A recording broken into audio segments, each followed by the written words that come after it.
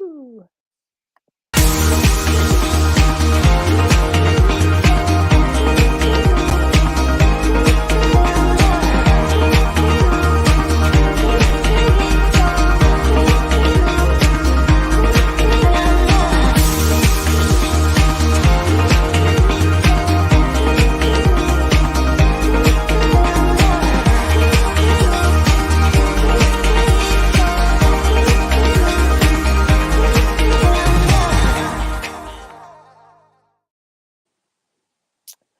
And good evening, good morning, good afternoon, wherever it is in the world you are joining from, viewing this. Hello, my name is Sam, and today we are joined with the lovely Tegan Rein, who has come along and said she would love to have a bit of a chat on this forum. And we are discussing today moving from pain and survival to connection, and what that all means, how we do that, and everything like that. So welcome, Tegan.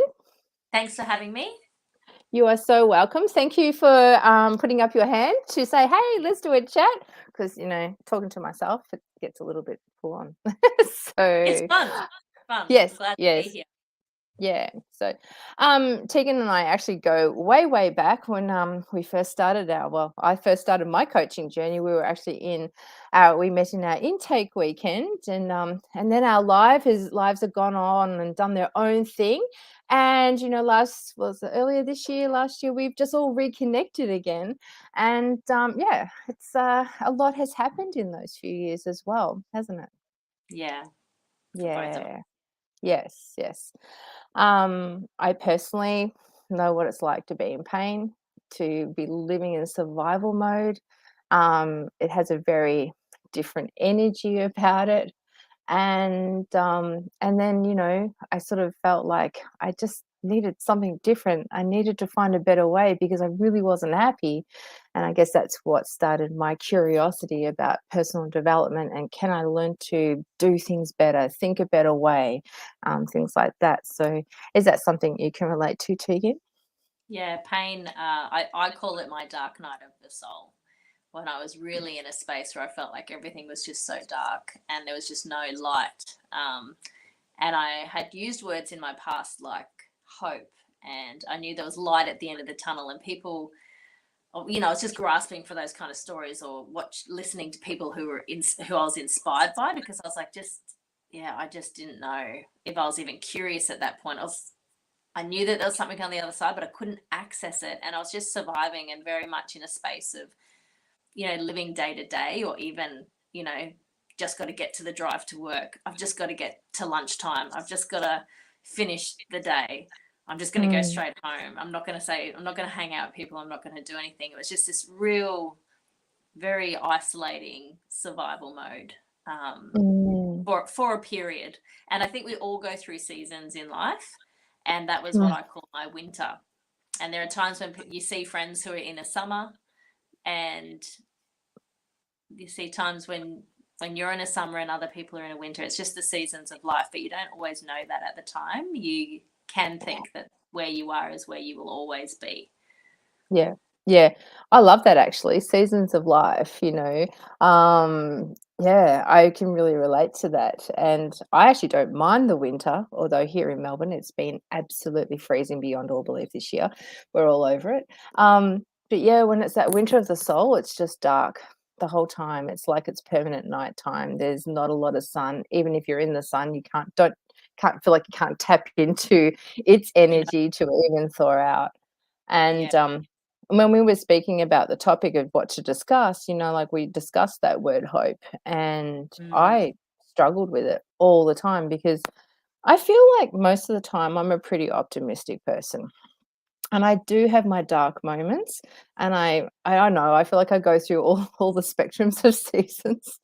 And but hope was just something that I found so debilitating, because I kept hoping it would get better. I kept hoping that people, you'd have fun with people in your life, or people would connect on a different level, or somebody would just have that one answer, they reach out, and it just gives you that inspiration to, I don't know, that burst of energy. And it never came. It just never came. So I just went, I think I need to remove hope from my vocab Yeah, and because possibly even remove expectations altogether. So, yes, yeah, yeah, I think hope is an expectation, and depending on mm, what you see as hope, that expectation can be unrealistic, and yeah, therefore, true. it, if the expectation is too big, then it can't ever be achieved. Um, Mm, so, yeah, I tend to agree. Finding a way to be grateful yeah, in the moment that you're in now, which is a really big stretch. I understand when people are in pain and survival, but if you can work on your gratitude practice, it would be the fastest way to help um, mm, change your attitude, lift your vibration, whatever language works for you, but mm, to get you a little bit higher instead of lower. Um, mm, yeah, that. mm. Yeah, and I find that's actually something when clients are working with me, we do a gratitude sort of like segment of their program, and it's like, just to even just writing down things like, I'm really grateful for my house. I'm grateful for technology that we're able to do this. It's finding gratitude in the most simple of things. It doesn't need to be super life deep meaning all the time. No, And just water can be your yeah, bed. yeah, I'm grateful for my hot cup of water I have right here. I And the legs. Yeah. yes, I'm grateful I wake up in the morning. That wasn't something I could be saying 10 years ago. And it actually rewires your neurology by practicing. And it only really takes to start rewiring takes 21 days. So I've been told. And, and the more you practice it, the deeper Yeah, it I do. goes. I normally do a gratitude challenge every year, which I Mm, do on my Facebook page, and it normally goes for a full month. And I mm, always implement it when I feel like I'm slipping. yeah. Yeah, and it's nice to do it on my Facebook page because then I'm accountable to do it every day, and have followers as well. So I do find that Mm, that platform is a really good way to set, because accountability is an important thing. yeah. Um, when we are invisible and we're creating a life where we're not seen by anyone, and Mm, we're hermits, um, yeah, you can get away with not making your bed for the day, and miss mm, little one percenters. And it's those little things that when you are on point and you're back into out of survival, and you're seeking connection with other people again, or even connection with yourself, mm, um, that's one way to do it, is to start with the mm. little, like making your bed and Yeah. making sure that you're Yes. taking care of yeah, just the everyday things. The Raising your everyday Yeah, exactly, and it's the everyday little things that actually help build little micro steps of self-trust. Yes, we spoke about this in the chat before, because yes, Yeah. yes, yes, yes. Everything about self-esteem. So I think the self-esteem becomes eroded because I call it death by a thousand cuts.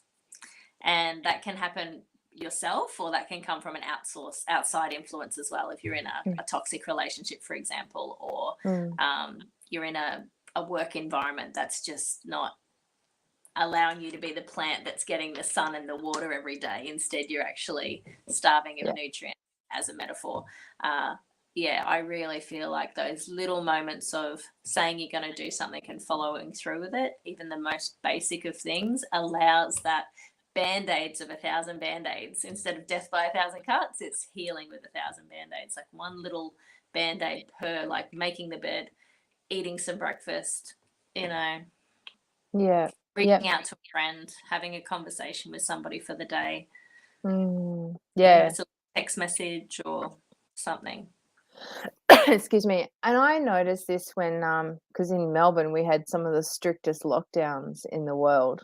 Mm. And in, lockdown point 2, because we had 6 of them, I remember I kind of survived the lockdowns quite well because I was focused on different things, but lockdown number 2 was, around, like the July, August, and, I had gone quiet, like, I was feeling a little bit down in myself, and I tend to, hibernate a little bit when I'm not being of high vibrational energy myself.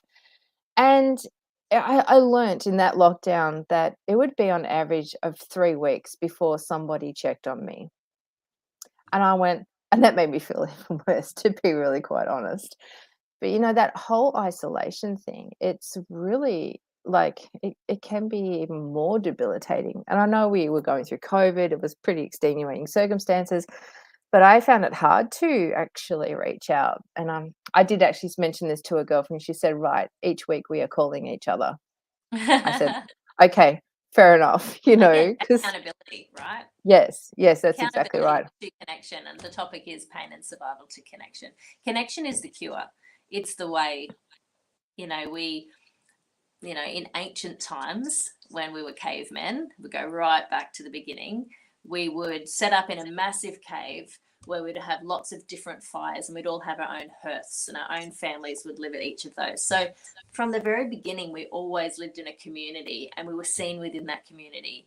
And even though they were very private and we wouldn't look at each other's hearths, there was still a very strong knowing of what was going on in that hearth. If there was Mm, some domestic situation, or if there was sickness for a child in someone's family or something like that, like people weren't mm, suffering alone. They were still seen in yeah, some way and they'll still acknowledge. Whereas nowadays we're so in our own little spaces with our own homes where no one really knows what's going on behind closed doors, mm, or what's going on behind the eyes and in the mind, the yeah, cognitive talk that we're going through on a daily basis. And a lot of people are in an unconscious state around that. mm, I really believe that transformation is about awareness and mm, catching mm, those thoughts and just being really understanding of what it is. Well, disassociating first and understanding that your thoughts are not you, is a yes, huge step for some people. yes, Um, but to understand that and dive into that and become a student of that and trying to work, I think that's what our personal development journey has been as coaches ourselves, is just really understanding the dialogue between the ears and whether yes, that's serving us or whether it's not, and if we choose to change it, what that might mean. yeah.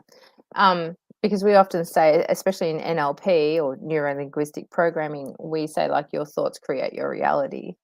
And then, but understanding how you view your map of the world, or what you Mm. distort and generalize and delete, and your values and your beliefs, it colors it in so many different ways. And I found, especially when I first started my journey, is that like all of a sudden I was being given a language to language myself better and to understand, oh, you mean I can do this different? Because I was brought up by my parents. They were very black and white thinkers. My mother was a perfectionist. I didn't know that at the time. And like I just thought that's the way it is. And that's a lot of us just grow up going, that's the way it is. But it's not. It can be so that and so much more if we give ourselves permission to Yeah, explore that. there's always another way. Mm, I've mm, traveled 32 countries now, and the thing that I get the most fascinated about when I go to a country is mm. seeing how a culture does something different that I thought was So normal. true. So, for example, in Bali, the way that they celebrate death is the black and white to what we do. The way Mm, that they cremate their families, and they have basically no one works for the day, and the whole day is a celebration, and everyone puts time and effort into making food and flower decorations, and it's a real celebration of life. And it it's really really turned colourful. Yeah. my perception on its head. And that was just one Mm, example of many different ways that cultures deal with different things. And it made me think beyond my family upbringing and my social conditioning, and challenge how things are done, mm, challenge what you said, your map, the way that you see the world, the way you filter things. Something mm, you said before about values, as though values was a real compass for the soul for me. mm, It allowed mm. me to work out what the north on my compass was. And I realized when I was in my darkest moment that family was my highest value. Mm, And I was working so hard in a high level corporate sales job, and I just couldn't get away to see family. I was working ridiculous hours, 7 days a week. Um, yeah.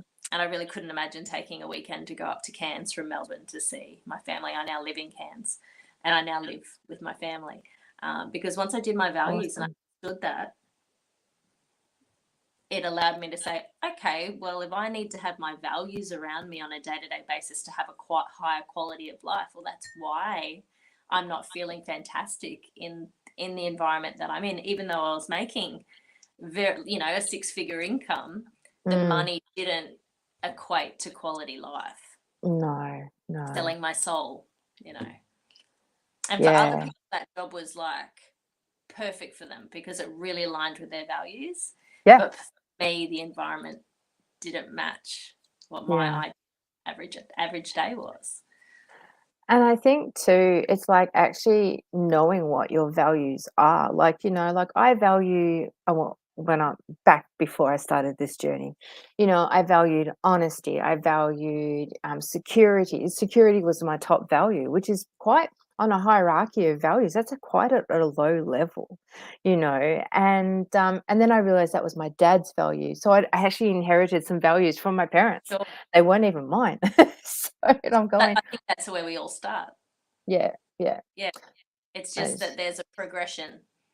mm, The progression hadn't happened. Yeah. no, no. Yeah, I think, I learned that we were very codependent, it's just mum, dad, and myself, and And that's mesh. okay.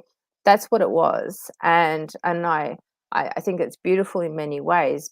I now have that ability to see that I know why I guess I craved for more, but I didn't know what more was. I just knew I wasn't, satisfied with what I had, yet I had a lot, but I wanted more, and I guess it's more that connection level, stuff like Mm. that. So, yeah, it was, quite interesting.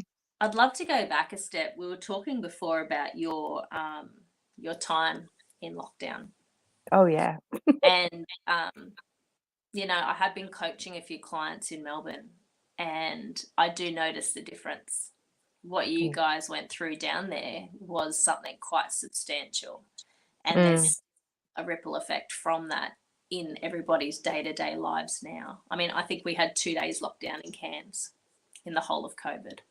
in 2 So years. so the comparison of what you've gone through in Wow. Melbourne is dramatic. And it made me really come out of the gates as a coach and realize that because I was in a strong place and I hadn't gone through that ripple, Mm, that it was important for me to step forward as a coach mm, because I was in a good place and mm, it was really needed. And our industry has done so well through COVID for that reason. People are mm, more likely to reach out and ask for help. But one thing you mm. said was around the isolation, and we spoke about this as well before coming on tonight, around the difference between loneliness and Yes, being alone. And I yes. think it's an important thing to discuss because when we know who we are and we start to get curious and go on an investigation of what it is that lights us up Yep. and who we really are on a core level, like our essence that arrived without getting too Mm, spiritual. But when you come to this earth as a baby and you grow up as a toddler, I've got a 3-year-old, so I'm really in the toddler stage right now. You see the beautiful. personality before Mm, all the social conditioning, before all the, you need to be quiet, that expressive personality. mm, Um, really shows that essence of a human being and what essence were you when you first came here, and understanding your values, checking mm, whether they're family values, but what is it that, like, I love adventure, I love spontaneity, I love challenge, like these things I didn't have words for when I was going through my winter. And once I no. started really understanding what those values were, and then I started Mm. creating opportunities for them to happen, it didn't matter if I was alone because I wasn't lonely because my cup was full. That is so true, and that's so perfectly put. Like, I mean, I'm an only child, so I've pretty much been alone the majority of my life. I didn't have siblings. I was always able to have friends, but yeah, I remember, I think I was about 10 where my first stages of loneliness were really coming along. I'd be sitting on our front porch and it's summer, so like I had to be home at 5 p.m., have a bath, have dinner, and then sit and be at home where I could hear the kids playing cricket up the street. And I so longed to join in, you know. But when I'm in my in my energy, like, say, if I'm traveling or whatever, like, I'm so absorbed in the present and where I'm going and things like that, I don't mind that I'm actually on my own, you know? Mhm. So, it's like, that's a really interesting point, isn't it? Because like, so many people are choosing to isolate themselves, especially when we have our own, challenges in the mind, you know, we'll isolate because we think there's something wrong with us, and you know, I don't like to say things are good or bad. It's just what it is at the moment, and maybe it just needs tweaking and healing and being seen and validated. You know, Oh, uh, there it yeah. yeah, yeah, It being that's seen, being heard, and being validated is a human core need. So yes, it needs to happen in some way. It could happen through your cat or your dog when you get home. There's some level of significance there, but there's still going back to those caveman days of us being in a community. yeah, Some people are driven more by community than others, but normally if you're shying away from community, there could be something there around your relationship with your emotions. Because if you're mm, triggered within the community, mm, then you may feel shame around the way that you're acting or the way you respond to things. Then you might want to withdraw. So then, if you are alone and you're not wanting to be in the community, then your job or your work or your purpose is around learning to discover who you are more and understand mm, those triggers, and then go down that personal development journey so that you mm, can eventually get back into the community again, because mm, it's mm. okay to have time at home. It's okay to enjoy alone time and schedule that in. But Oh, to a heck certain yeah, extent, there needs to be a healthy balance of still contributing to community in some way. yeah. And the balance is different for each person, isn't it? It's not like necessarily 50-50 for all of us. Like, you know, That's right. Someone might be an introvert, someone might be an extrovert. yeah, Uh, Someone might have grown up with 7 brothers and sisters and finally just being totally happy with just being alone at every space, night with the cat. That's fine. And other people like you grew up as a lonely child. Sorry, yeah, only. an only child, That's all good. lonely child, and only child. Mm, So yeah, it's a completely different muscle to learn. Um, mm, mm. That is so true. Because, like, I used to have jokes with my mum and dad when he was still here, that I said, "You really failed to teach me some life lessons only having one child," you know. Because and when other people speak about their families, like, you know, I knew someone who was one of 11 kids, and mm, I'm going I used to just go, "Wow, what was the dinner table like at your house?" And he goes, "Very organized by my mother." I just went, "Did you have shifts, like dinner shifts?" I can't imagine that because there's only 3 of us, you systems. know? Yeah, yeah, so I guess the older ones take care of the younger ones too, so but it's just And it's like not like they just had 11 children born one day. Like, it started no, off with, then it was 2, then it was 3. So it would have been, yeah, they would have I just expanded and adapted as they went. And, change is a really important topic as well, because mm, I remember when I was going through my dark night of the soul and in a lot of pain and survival, I mm, was using the words and taking on the identity of mm. change fatigue. That was the buzzword in the office at the time. Like, who's Really? suffering from change fatigue? And I took that on as as an I am statement. I am suffering from change fatigue, and it's What does that interesting. mean? I've never heard that before. What does that mean? So what I made it mean back then was that every time something new came around, I didn't have the same energy to embrace it. And so Right. one of the things that I learned early on in this journey as a coach, starting, well, 8 years ago, I think you and I started, Yeah. um, was to embrace uncertainty. Yes. That's an extremely Yes. different lifestyle to believing that you have change fatigue. Yes. Just that one thing can completely change the quality of your life. To be able to lean in and face the fear and do it anyway, to Mm, mm. realize that fear is simply false evidence appearing real. It's just a mind construct, is Yeah. mind blowing for some people if that's the first time they've ever heard of it. Because normally Mm. you feel fear and you think, okay, I need to keep Yes. myself safe. Protect yourself. Yeah. But if you do that enough and you exercise that muscle so much that that becomes your only response, then you're not saying yes to life. You're saying no all the time. And eventually it doesn't actually keep you safe. It becomes unhealthy. I believe I did that when I left my marriage. You know, I just went into survival mode. I thought I need to keep a roof over my children's heads. And even though we shared the time with their dad, and he was a good dad, but just in my head, I'm going, I'm the serious one, I'm the stable one, I'm going to keep a roof over their heads, I'm going to provide a home with comfort. My children were the only reason I got out of bed and went to work. And even that kind of just kept me on the straight and narrow. So it's just like the same thing day in, day out. And the only thing that was different were my children's activities after school. So but I was just in that perpetual sort of wheel. And you used the word uncertainty before, and like we know one of our 6 core needs is uncertainty. And because my top value was security, I had to keep everything stable. I just like that's the only way I could actually function. And sometimes when you relabel what the word uncertainty means, because everyone puts it into that negative construct, is like, well, uncertainty is adventure, it's challenge, it's growth, it's variety. And I went, oh my God, I love variety. Like I forgot I love variety. And Yeah. whilst I'll probably never be 100% uncertainty, but now it's like I'm going, yeah, I love variety because when it's all the same, I get really bored. And everything was all the same. My children weren't, obviously, because they come with all their myriad of their stuff, and they were wonderful, still are wonderful. But yeah, to actually reframe what that uncertainty really meant, and once I could do that, I started doing little different things that sort of just just gave me a little bit of light, and just sort of Yeah. made me buzz a bit. So yeah, Yeah. And look, curiosity yeah, is, it's my word. is the way out. Yeah. Curiosity will lead you to connection. If you had pain and survival and then you had connection, curiosity Mm, would be in between the two. Um, mm, just yeah. really trying to figure out who you are. And little things like canceling the things in your diary that are other shoulds.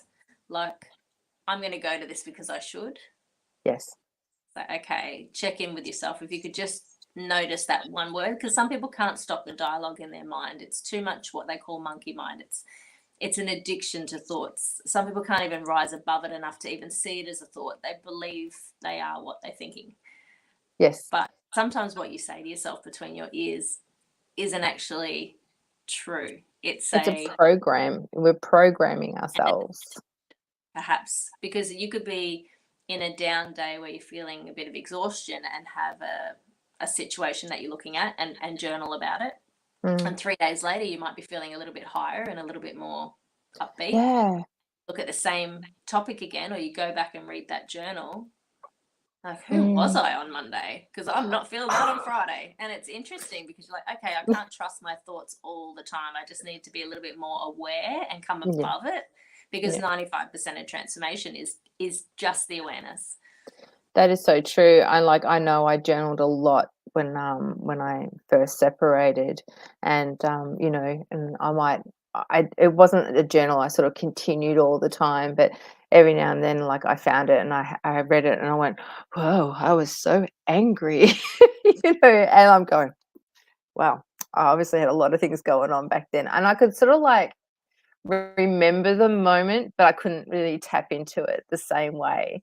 I just like, yep, that's how I was feeling at the time. And like emotions should flow through us, not within us. And I guess when we always have Mm. the self chatter, we are just keeping all the emotions in us. So I've become a meditation teacher now. I've written a book on having a daily grounding practice because I really believe that finding time for pure, like, I was never really able to access like pure silence in my mind. Like if we were going to have a mm, conversation and we stopped here mm,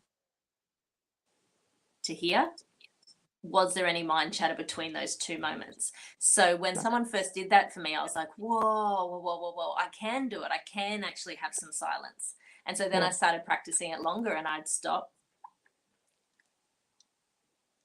And I was like, yeah, yeah, yeah. Now I've done 10 seconds. Like I would just get more and more. And now I can do it for almost like half an hour where it's just silence. And I can literally ah, not have one thought or topic. And if it does come in like a cloud, or I see it like a cloud, like if something sort of comes up, like, oh, I've got a bit of a pain in my back, I'm like, let it go. yeah. And oh, I'm really hungry, or my tummy's grumbling, just let it go. And then I just go back Actually, to silence again. And it really is such a gift to be able to find that space. oh, That's silence in that's the years mind. practice now. That sounds just like going to a spa and just bathing in the most beautiful, perfect water, perfect temperature. Like my mind's going, oh yeah. Actually, they do teach that in transcendental meditation. I did a course a few years ago where just to allow thoughts just to bubble up when you're in your meditative process, and no attachment, no meaning, just let it drift on by. You know. Really a state of witnessing. Yeah. Yeah. Yeah. Yeah. And the thoughts are only there to keep you safe. What's your That's ego, isn't it? well, yeah. And where do our thoughts come from originally? Like teaching my son language. Mm, We don't have thoughts. We don't have language in our mind when we're born.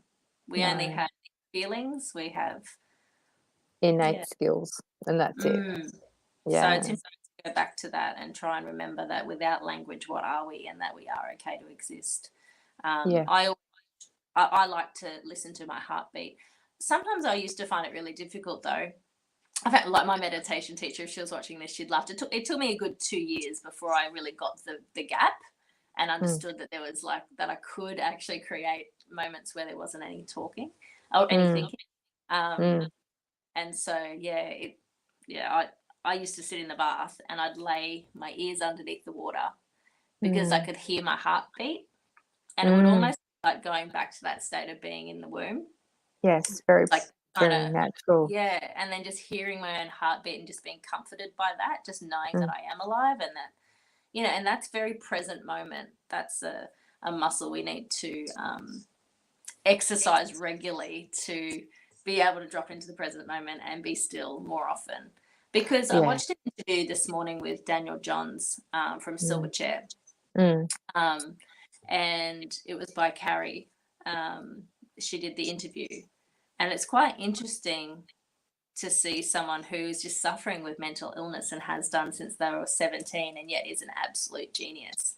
And he mm. said his big turning point came when he was in a completely silent room, but he had to escape the room immediately in a massive dramatic way because he just had to get out. And then he realized that no matter where he went, the noise was in his mind.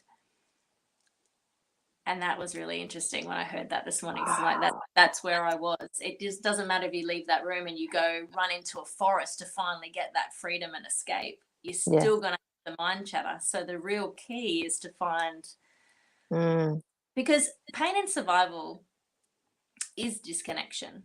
yes. Being able to sit in the present moment and be with your body and like just feel yourself, even like touching your hands or like feeling, Mm, just like mm, feeling is bringing mm. yourself into that present moment. That's connection. That's connection with self. It doesn't mean connection, text somebody and have a phone call. It can just be connection with self. Being able to Is actually that look in the mirror is a big one as well for many people. Oh, I know when I first started doing mirror work and just I mean, I've always talked to myself in the mirror anyway, but to do it in a way that's actually resourceful to build a different muscle, it was so, so awkward. I just like I felt really weird Really saying positive confronting.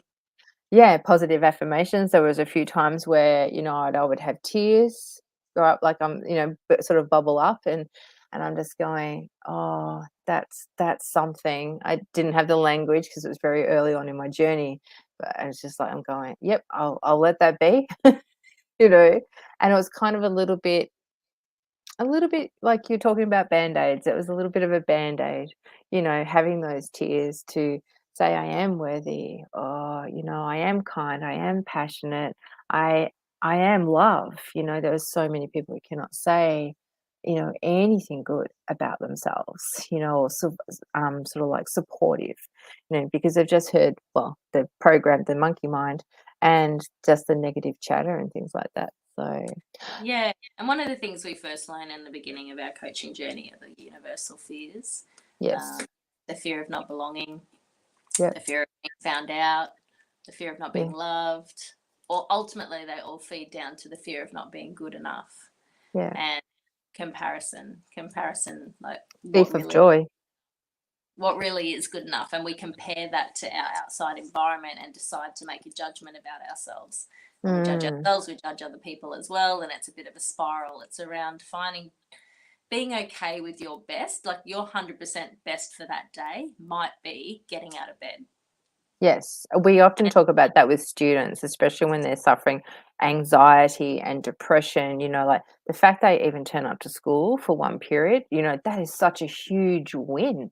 Like, I mean, I know my old me who'll go, imagine only doing that because I would be at school the whole time. Do you know what I mean? Um, but there are other students who are just not like that. So, like when some of them come, I say, hey, it's really great to see you, and you give them that encouragement. Yeah, yeah, because well that done is. for your best today. I see Yeah, you, I hear you, and I validate you. Like, really important to yeah, be experiencing that and to feel that being heard and being seen and validated within your relationships as well. yeah.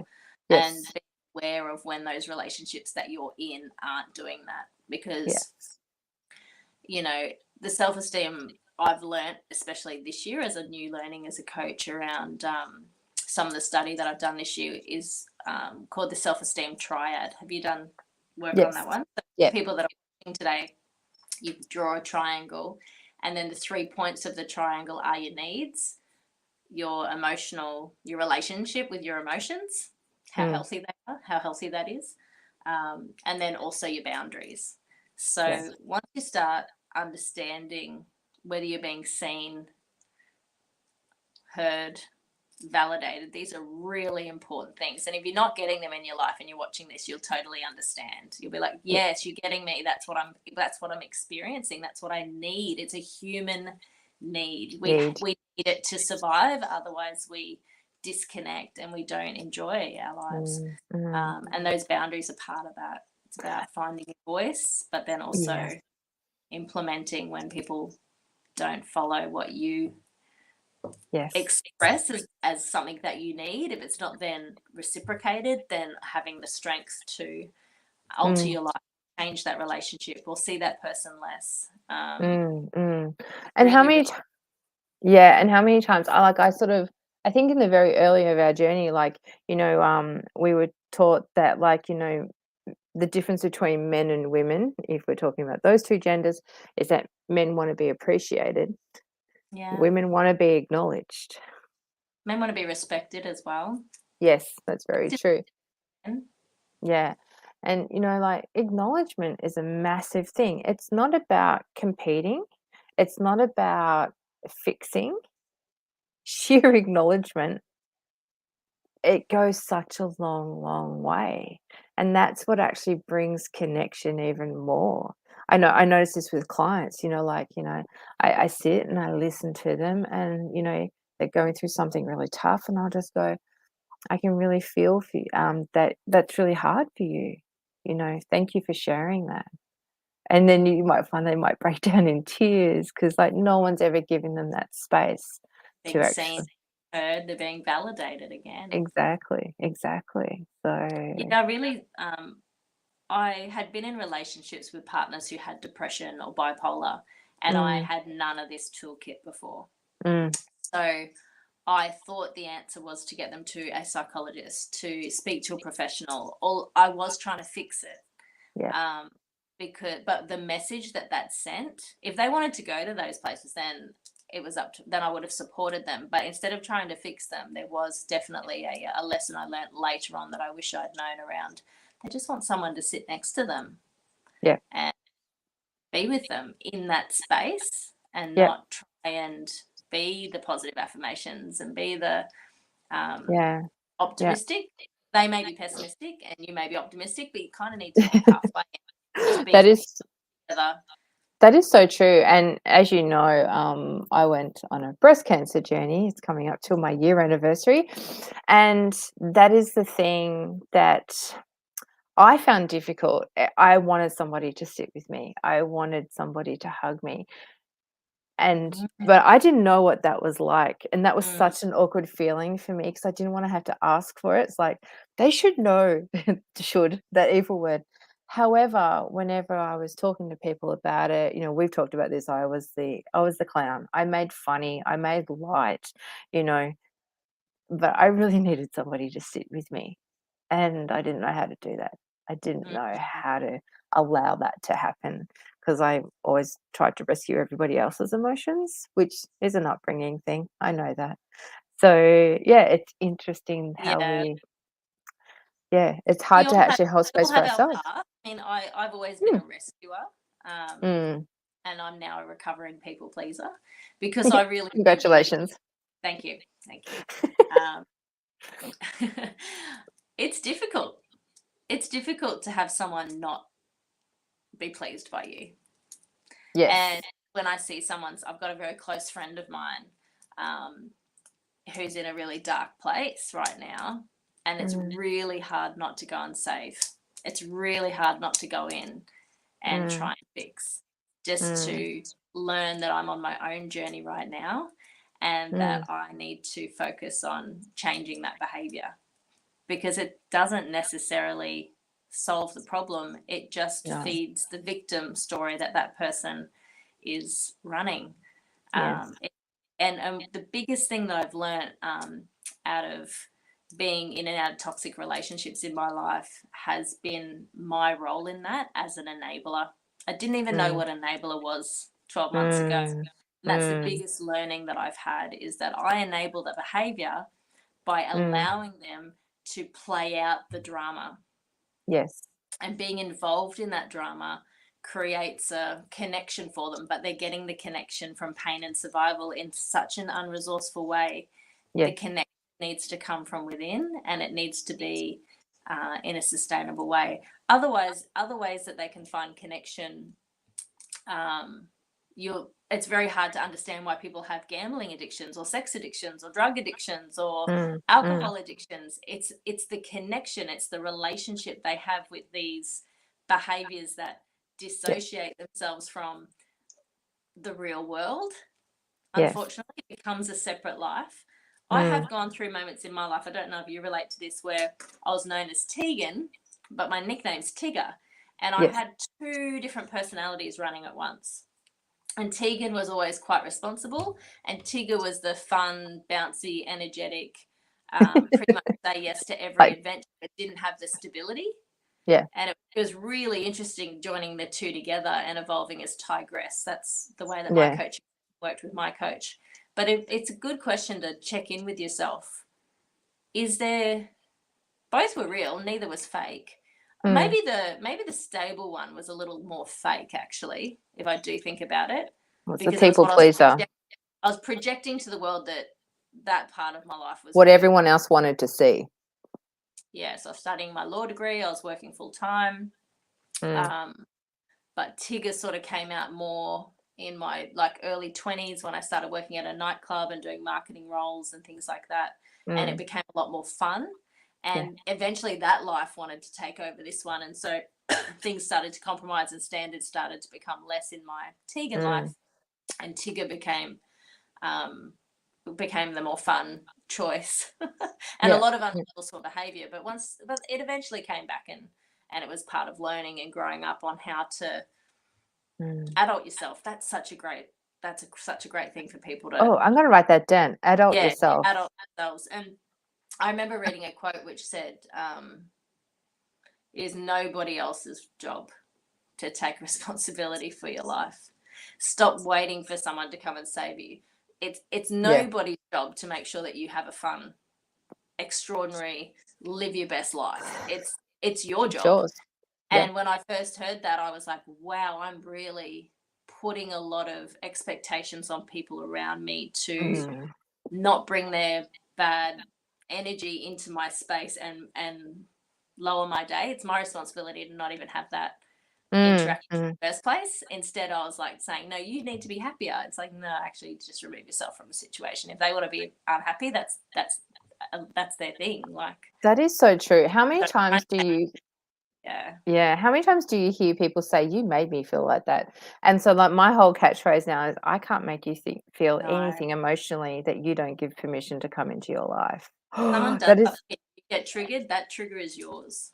yes, it's your responsibility. And also too, like, I mean, many people have had horrific traumas as children, Mm. and it's also to go, as a child, what happened to you was not your fault. As an adult, your healing is your responsibility, however. it also comes into that enabler. So I used to Mm, justify people's behavior because of their past. So they had a mm, bad upbringing, they had this, they had that. That's why they are the way they are today. That is mm, enabling behavior, and it's really toxic from the enabler's behavior point of view, because if you justify someone's irresponsibility for mm. for adulting themselves, you're not actually doing them a favor. No, You think you're being, and oh, I love this topic.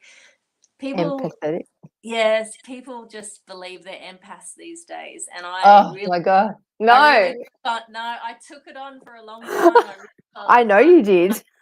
Like, I can feel other people's emotions. I went through that whole stage, and I was like, We're born that way though. We're all empathetic. It mm. it depends what your life has been like as to whether you have just cut that off.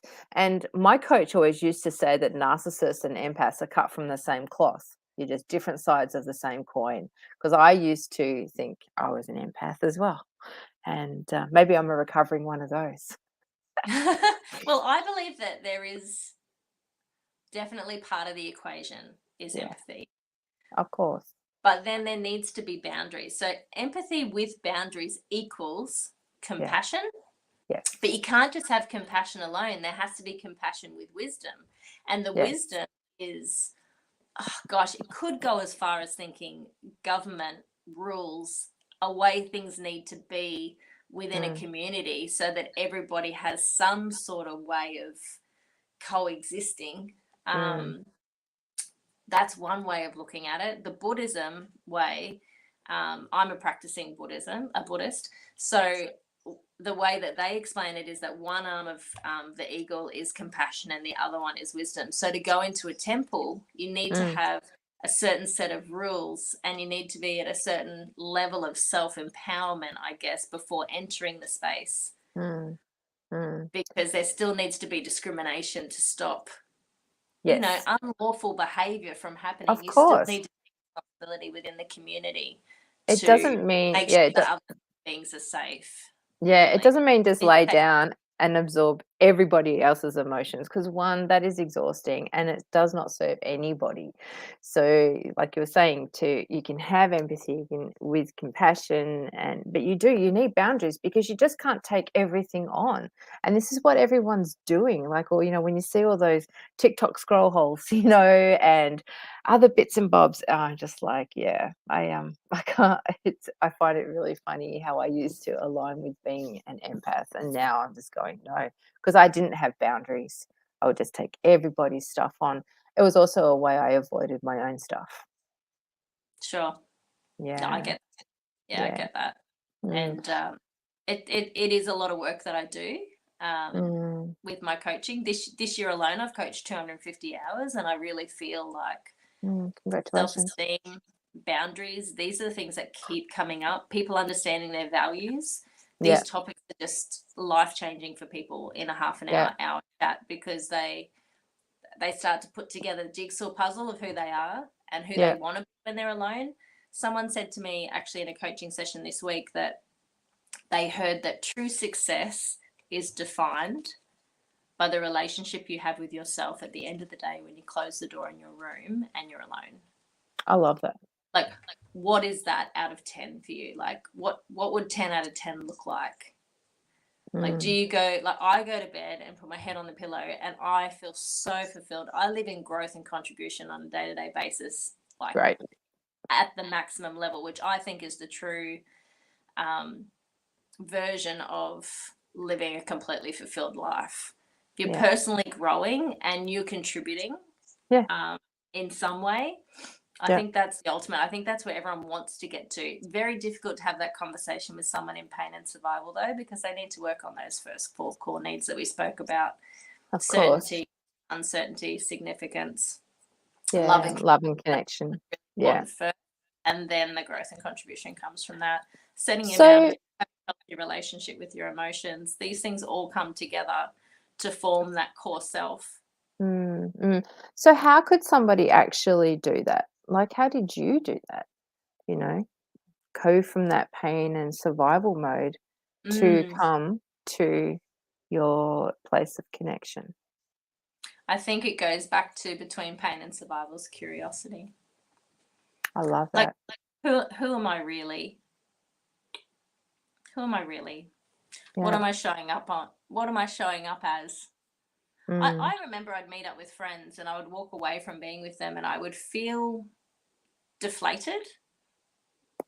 And then I would ask myself, like, why I was catching up with that person. It's because that person really wanted to catch up with me, but there was just something about the situation that wasn't serving me.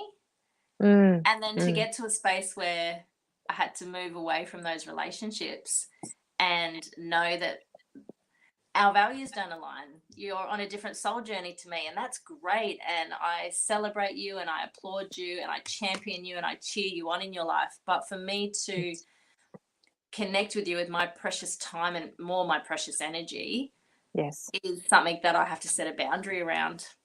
And oh my gosh, Yeah. so easy to say in this conversation, but it has been a really big struggle this year to have friends reaching out to me going like, what have I done wrong? Like, why don't you Mm. want to spend time with me?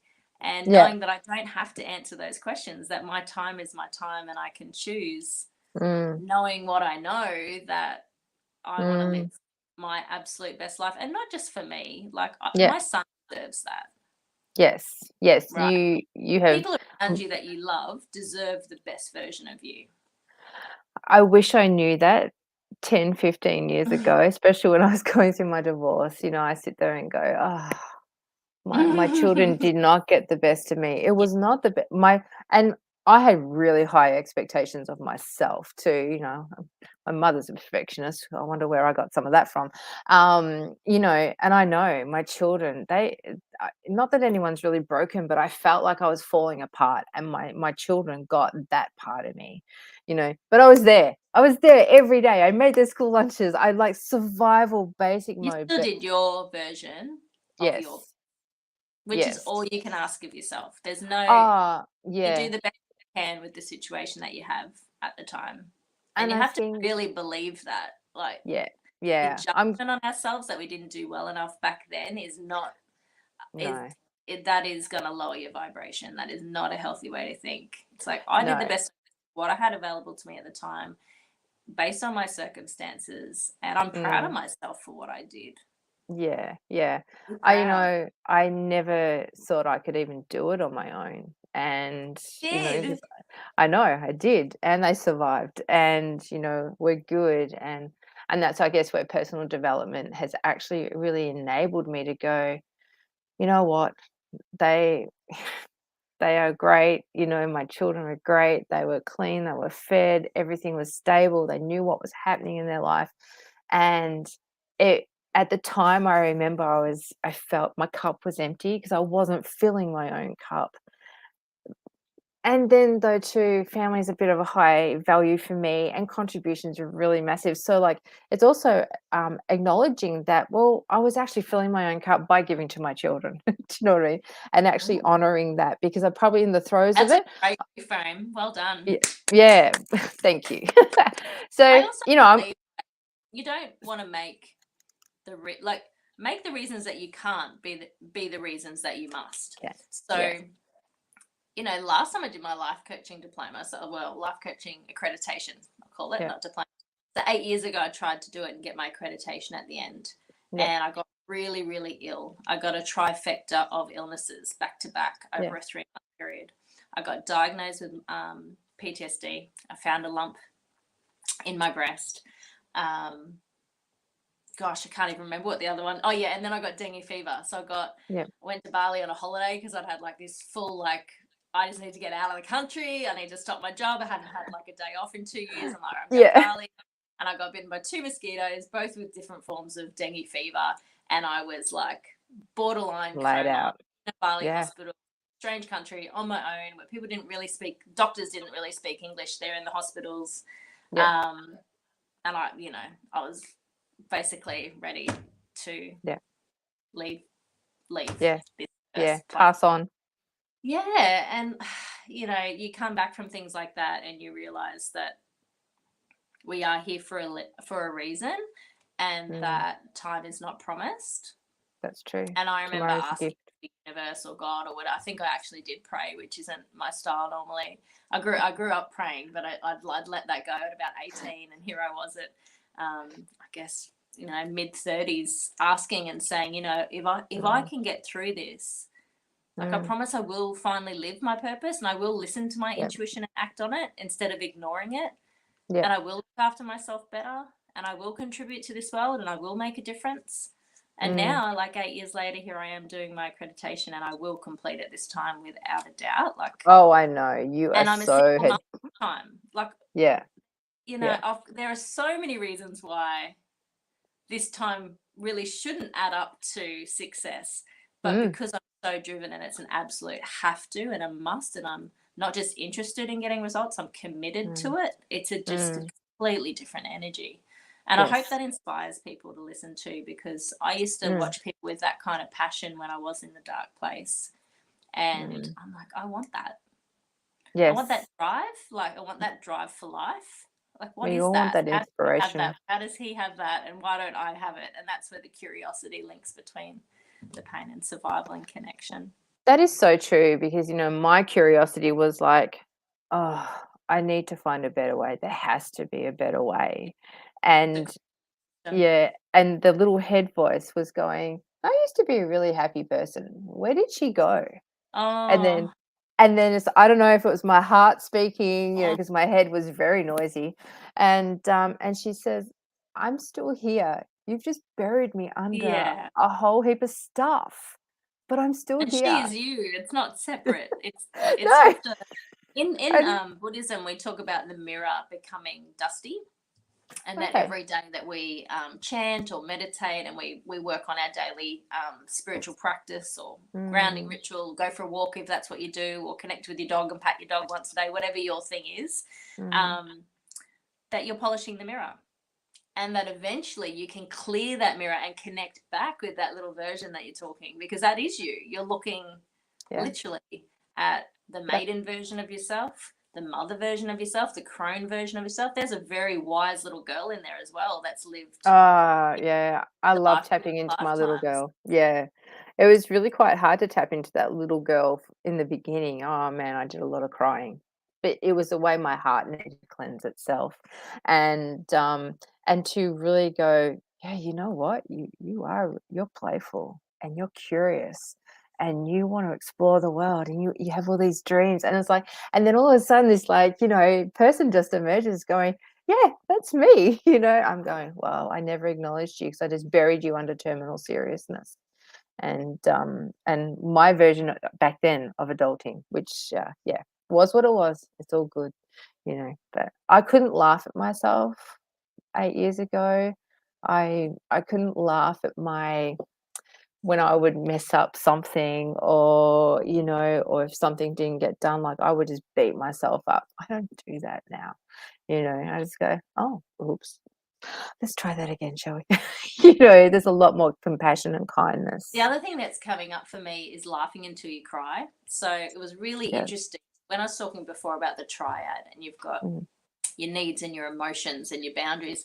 The emotions is an interesting one because I'd become completely numb, Yes. and I didn't realize that numb was an emotion. Oh, That's something that I've true. learned as a coach. Yeah. When I finally got back to the point that I could laugh until I cried, I realized that that part of the triangle was back at 10 out of 10, and that I was back at a healthy relationship with my emotions. And Yeah. my relationship with anger has completely changed as well. Like, I really welcome anger because it really shows me when my Mm. body, my system is something's out of whack and I'm not looking after myself properly. The anger is never about anyone else. It's my alarm system to say, you didn't sleep enough last night. What was the last 3 meals that you ate? Let's You weren't go. looking after yourself. Can, can you take I call it a mental health day. Can I take a day off tomorrow and Yeah. just clear the deck? Is what can I cancel, and where Mm. can I just go out in nature or take some time or Mm. go see a movie, or where can I just take a break? Because I still live with mental illness. I've got PTSD for life, and that's Mm. something that will trigger and flare. And I need Mm. to understand what my strategy is to get back to Mm. normal again when that happens. Uh, Mm. Mm. and I it's guess, just, yeah, what it is. yeah. I I know I live with depression and it's like you were saying, like knowing what things that trigger you. I went through a bit of a depressive sort of drop a couple of months ago, and I hadn't felt it for quite some time. It really kind of floored me, and it was that time I'm going, okay, I feel like I'm going down, if you like, Mm. and I felt my feelings, like I just let them flow because I thought there's feelings coming up, and underneath those feelings will come some answers. Things that I was triggered about were things I thought I had healed, but sometimes we know there's a devil in every level, and Can't believe I it. We almost got through the whole hour without you saying it, but oh damn, almost at the pip to the new post. level, new devil. Yeah, that's right. But it's also that thing that I went into because I recognize it now, and I just went into massive self-care, and I knew I wasn't going to be here forever. So, I think I never used to think that when I used to have massive depression drops and even more hibernation. I used to think this was my lot. This was going to be who it is for the rest of my life, and that's really debilitating. But to know that I can take responsibility and then, do some self-nurturing, even if it is cuddling up with a blanket and watching Netflix for a day. But I gave myself a time limit of like how long I wanted to do this. I just didn't do it for the next 3 weeks because, sometimes I we can choose how long we want to feel bad. The benefit of hitting rock bottom is that you've Mm. now got New base. you've got a reference. So Yes. if you're sliding down a scale for the first time and it's almost as if the dark night of the soul Yeah. shows up before you even realize it's there. And it's like, where did this come from? Like, how did I Yeah. get here? Question that Yes. people ask, well, why is this happening to me? You've got to really stop those questions. Really, really stop those questions. Or what if? The what ifs are terrible. Or why did it happen? You've got to really remove that language. It's a procrastination strategy and it doesn't help anyone. The same with journaling. Do it for a short period of time, but then stop it because it's okay to unpack and look and become aware, but you need to do something with that. You need to Yes. transform it. You don't want to live in that.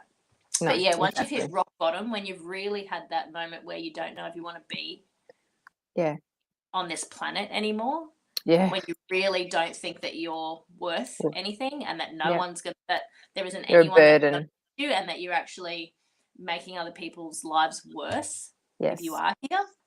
That Yes. kind of horrible, you know exactly what I'm talking about. When you've been to that point, which I think is the absolute rock bottom, Yeah. it's very, very difficult to get back there again because there's something in us. There is something in us that knows that there's a better way. And I think we start to catch the signs of when we go down because Yes. we've now got that reference point.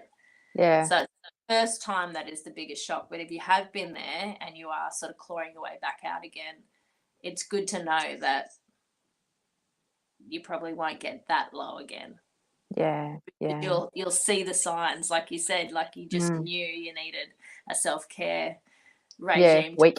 in. It's like something kicks in and goes, okay, like no, things aren't Yeah. good. I'm really slipping and things aren't healthy. Yeah. Yeah. And now I've got a reference point. I need to do what I need to get back out again. And pain My survival, connection's the answer. Get curious and find your way out. And if you can't get yourself, seek out professional help. Oh, and I think that we cannot reiterate that enough. Not like, I mean, we would love more clients and things like that. However, it doesn't matter whether you see a coach or a counselor, a psychologist. If you don't have a safe partner or an environment, you feel like you just need that objective opinion to go and seek out help. There is so much out there, and and I know that's hard, and because like sometimes you don't want to necessarily ask for help. However, you find the right counselor therapist for you, you will just grow.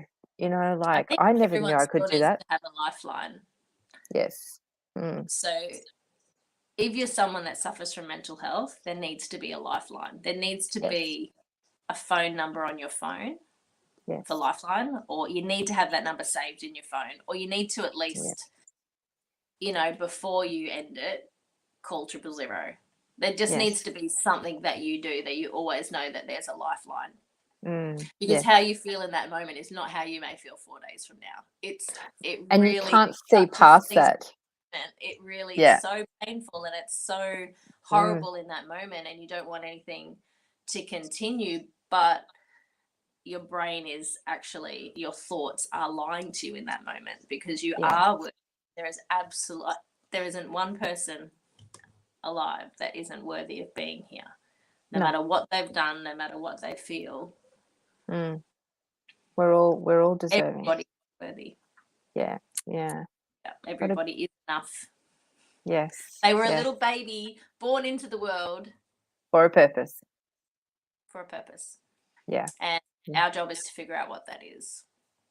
Yeah, exactly. I think that's something we sort of learned very early on in our coaching sort of journey, is that, you know, our purpose is to find out what our purpose is, and everyone will have a different purpose. People on purpose, they shine. And it really says to me, especially, I've got such a strong spiritual background with believing that we're here for a reason. I think the biggest disconnect comes from when we don't listen to what that is, when we choose not to live and step up into our greatness. Taking your own personal responsibility and stepping into your personal power. You know, when you see people do that, it's just like, it's awesome. It's absolutely worth the effort. Totally. We are so capable of so much, you know. So, well, Tegan, we've gone just over the hour, and I know you would like to go and tuck your son into bed if he's not already in bed. So thank you so much for joining. No worries. I loved tonight. This chat. Love talking to you. And hopefully, so much. I hope someone's listening today and got something from it. Yeah, I was about to say the same. That was our only intention, wasn't it? We said, what do we want out of tonight? If we could just have one person hear something, because when two coaches get together and talk, the positive belief systems that are in there, like even if you pull out 2 or 3, like there is a better way. I think that was like the biggest one I heard you say today. Like there's always a way. There's always a better way. Always a better way. I really love the pain. Interject that with curiosity and then survival. And that self-esteem, your self-trust, and you know, it's just like, it was great. It's all in there. Well, thank you so much. Thank you so much, and thank you everyone who's tuning in and who is going to catch the replay. I hope you have found some value from this, and we will see you again soon. Bye. Thanks, guys. All the best.